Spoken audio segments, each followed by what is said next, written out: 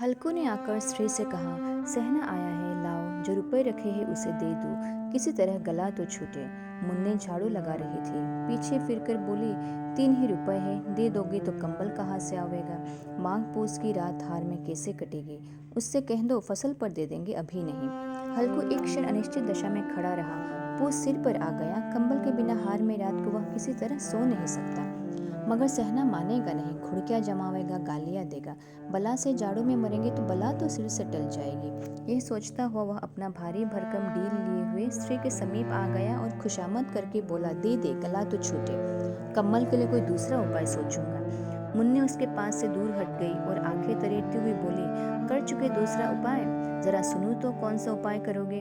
कोई खैरात दे देगा कम्बल, न जाने कितनी बाकी है, जो किसी तरह चुकने ही नहीं आती। मैं कहती हूँ, तुम क्यों नहीं खेती छोड़ देते? मर मर काम करो, उपज हो तो बाकी दे दो, चलो छुट्टी हुई। बाकी चुकाने के लिए ही तो हमारा जन्म हुआ है, पेट के लिए मजूरी करो, ऐसी खेती से बाज आए। मैं रुपए न दूंगी न दूंगी। हल्कू उदास होकर बोला, तो क्या गाली खाओ? मुन्ने ने तड़प कर कहा, गाली क्यों देगा, क्या उसका राज है?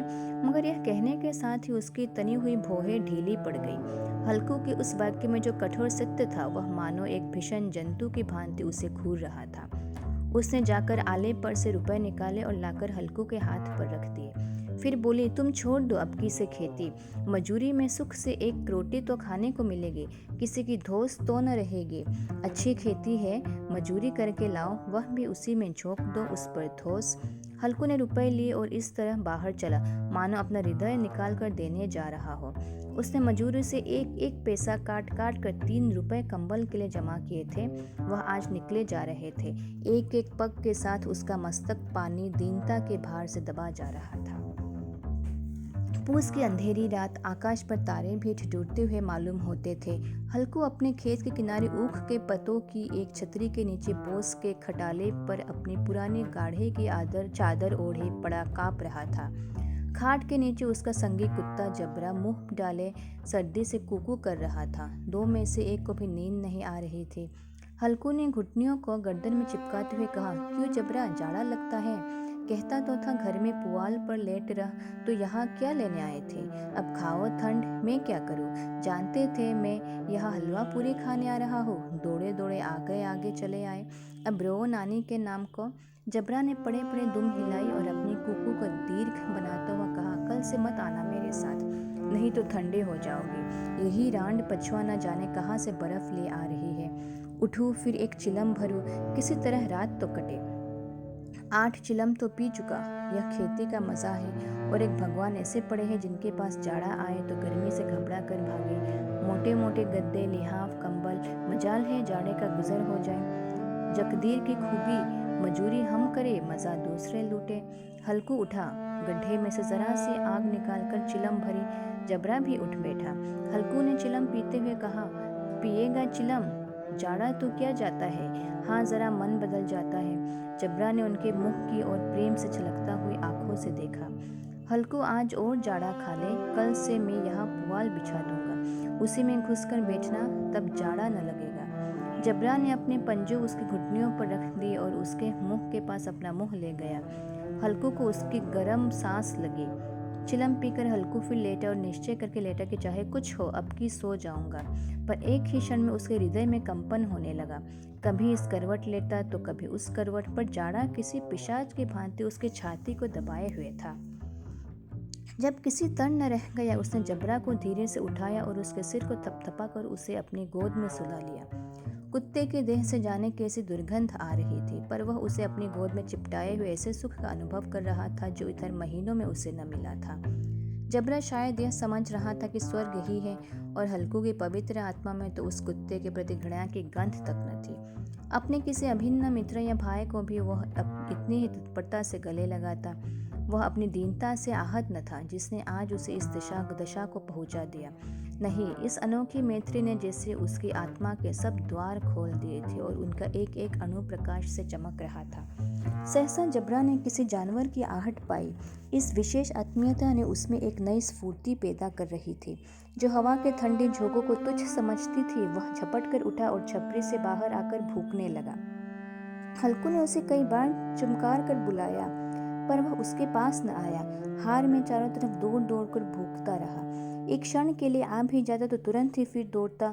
कर्तव्य उसके हृदय में अरमान की भांति ही उछल रहा था। 1 घंटा और गुजर गया। रात ने शीत को हवा से धधकाना शुरू किया। हल्कू उठ बैठा और दोनों घुटनों को छाती से मिलाकर सिर को उसमें छिपा लिया। फिर भी ठंड कम न हुई। ऐसा जान पड़ता था सारा रक्त जम गया है, धमनियों में रक्त की जगह हिम बह रही है। उसने झुककर आकाश की ओर देखा। अभी कितनी रात बाकी है। सप्तर्षि अभी आकाश में आधे भी नहीं चढ़े। ऊपर आ जाएंगे तब कहीं सवेरा होगा। अभी पहर से ऊपर रात है। हल्कू के खेत से कोई एक गोली के टप्पे पर आमों का एक बाग था। पतझड़ शुरू हो गई थी। बाग में पत्तियों को ढेर लगा हुआ था। हल्कू ने सोच चलकर पत्तियों बटोरूं और उन्हें जलाकर खूब तापूं। रात को कोई मुझे पत्तियों बटोरते देख तो समझे कोई भूत है। कौन जाने कोई जानवर ही छिपा बैठा हो, मगर अब तो बैठे नहीं रह जाता। उसने पास के अरहर के खेत में जाकर कई पौधे उखाड़ लिए और उनका एक झाड़ू बनाकर हाथ में सुलगता हुआ उपला लिए बगीचे की तरफ चला। जबरा ने उसे आते देखा, पास आया और दुम हिलाने लगा। हल्कू ने कहा, अब तो नहीं रहा जाता जबरू, चलो बगीचे में पत्तियों बटोर कर तापे। टोटे हो जाएंगे तो फिर आकर सोएंगे, अभी तो बहुत रात है। जबरा ने कू कू करे सहमति प्रकट की और आगे बगीचे की ओर चला। बगीचे में खूब अंधेरा छाया हुआ था और अंधकार में निर्दय पवन पत्तियों को कुचलता हुआ चला जाता था। वृक्षों से ओस की बूंदें टप टप नीचे टपक रही थी। एकाएक एक झोंका मेहंदी के फूलों की खुशबू लिए हुए आया। हल्कू ने कहा, कैसी अच्छी महक आई जबरू, तुम्हारी नाक में भी तो सुगंध आ रही है। जबरा को कहीं जमीन पर एक हड्डी पड़ी मिल गई थी, उसे चिचोड़ रहा था। हल्कू ने आग जमीन पर रख दी और पत्तियां बटोरने लगा। जरा देर में पत्तियों का ढेर लग गया था। हाथ ठिठुरे जाते थे, नंगे पांव गले जाते थे और वह पत्तियों का पहाड़ खड़ा कर रहा था। इसी अलावा में वह ठंड को जलाकर भस्म कर देगा। थोड़ी देर में अलावा जल उठा। उसकी लौ ऊपर वाले वृक्ष की पत्तियों को छू छू कर भागने लगी। उस अस्थिर प्रकाश में बगीचे के विशाल वृक्ष ऐसे मालूम होते थे मानो उस अथाह अंधकार को अपने सिरों पर संभाले हुए हो। अंधकार के उस अनंत सागर में प्रकाश एक नौका के समान हिलता मचलता हुआ जान पड़ता था। हल्कू अलाव के सामने बैठा, आग तप रहा था। एक क्षण में उसने दोहर उतार कर बगल में दबा ली, दोनों पांव फैला दिए मानो ठंड को ललकार रहा हो। तेरी जी में आए सोकर। ठंड की असीम शक्ति पर विजय पाकर वह विजय गर्व को हृदय में छिपा न सकता था। उसने जबरा से कहा, क्यों जब्बर, अब ठंड नहीं लग रही है? जब्बर ने कुकुक करके मानो कहा, अब क्या ठंड लगती ही रहेगी? पहले से यह उपाय न सूझा। इतनी ठंड क्यों खाते? जब्बर ने पूछ हिलाई। अच्छा आओ इस अलाव को कूद कर पार करें, देखे कौन निकल जाता है। अगर जल गए बचा तो मैं दवा न करूंगा। जब्बर ने उस अग्नि राशि की ओर कातर नेत्रों से देखा। मुन्ने से कल न कह देना, नहीं लड़ाई करेंगे। यह कहता हुआ वह उछला और उस अलाव के ऊपर से साफ निकल गया। पैरों में जरा लपट लगी, पर वह कोई बात न थी। जबरा आग के गिर्द घूमकर उसके पास आ खड़ा हुआ। हल्कू ने कहा, चलो चलो, इसकी सही नहीं, ऊपर से कूद कर आओ। वह फिर कूदा और अलाव के इस पार आ गया। पत्तियां जल चुकी थी। बगीचे में फिर अंधेरा छा गया था। राख के नीचे कुछ कुछ आग बाकी थी, जो हवा का झोंका आ जाने पर जरा जाग उठती थी, पर एक क्षण में फिर आंखें बंद कर लेती थी। हल्कू ने फिर चादर ओढ़ ली और गर्म राख के पास बैठा हुआ एक गीत गुनगुनाने लगा। उसके बदन में गर्मी आ गई थी, पर ज्यों ज्यों शीत बढ़ती जाती थी उसे आलस से दबाए लेता था। जबरा जोर से भूख कर खेत की ओर भागा। हल्कू को ऐसा मालूम हुआ कि जानवरों का एक झुंड खेत में आया है। शायद नील गायों का झुंड था। उनके कूदने दौड़ने की आवाज़ें साफ कान में आ रही थी। फिर ऐसा मालूम हुआ कि खेत में चर रही है। उनके चबाने की आवाज़ चरचर सुनाई देने लगी। उसने दिल में कहा, नहीं, जबरा के होते कोई जानवर खेत में नहीं आ सकता। नोच ही डाले, मुझे भ्रम हो रहा है। कहाँ, अब तो कुछ नहीं सुनाई देता। मुझे भी कैसा धोखा हुआ। उसने जोर से आवाज़ लगाई, जबरा जबरा।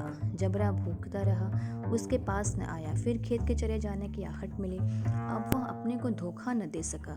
उसे अपनी जगह से हिलना जहर लग रहा था। कैसा दंदाया हुआ बैठा था। इस जाड़े पाले में खेत में जाना, जानवरों के पीछे दौड़ना असह न जान पड़ा। वह अपनी जगह से न हिला। उसने जोर से आवाज़ लगाई, हिलो हिलो हिलो। जबरा फिर भूख उठा। जानवर खेत चर रहे थे, फसल तैयार है, कैसी अच्छी खेती थी, पर ये दुष्ट जानवर उसका सर्वनाश किए डालते हैं। हल्कू पक्का इरादा करके उठा और 2-3 कदम चला, पर एकाएक हवा कस ऐसा ठंडा चुभने वाला बिच्छू के डंक का सा झोंका लगा कि वह फिर बुझते हुए अलाव के पास आ बैठा और राख को कुरेद कर अपनी ठंडी देह को गरमाने लगा। जबरा अपना गला फाड़ डालता था, नील गाय खेत का सफाया किए डालती थी और हल्कू गर्म राख के पास शांत बैठा हुआ था। अकर्मण्यता ने रस्सियों की भांति उसे चारों तरफ से जकड़ रखा था। उसी राख के पास गर्म जमीन परत वही चादर ओढ़कर सो गया। सवेरे जब उसकी नींद खुली तब चारों तरफ धूप फैली गई थी और मुन्नी की रही थी, आज सोते ही रहोगे क्या? तुम यहाँ आकर रम गए और उधर सारा खेत चौपट हो गया। हल्कू ने उठकर कहा, क्या तू खेत से होकर आ रही है? मुन्नी बोली, हाँ, सारे खेत का सत्यानाश हो गया। भला ऐसा भी कोई सोता है? तुम्हारे यहाँ मड़ैया डालने से क्या हुआ? हल्कू ने बहाना किया, मैं मरते मरते बचा, तुझे अपने खेत की पड़ी है। पेट में ऐसा दर्द हुआ कि मैं नहीं जानता हूँ। दोनों फिर खेत के डांड पर आए, देखा सारा खेत रोंदा हुआ पड़ा है और जबरा मड़ैया के नीचे चित लेटा है, मानो प्राण ही न हो। दोनों खेत की दशा देख रहे थे। मुन्ने के मुख पर उदासी छाई थी, पर हल्कू प्रसन्न था। मुन्ने ने चिंतित होकर कहा, अब मजूरी करके माल गुजारी भरनी पड़ेगी। हल्कू ने प्रसन्न मुख से कहा, रात को ठंड में यहाँ सोना तो न पड़ेगा।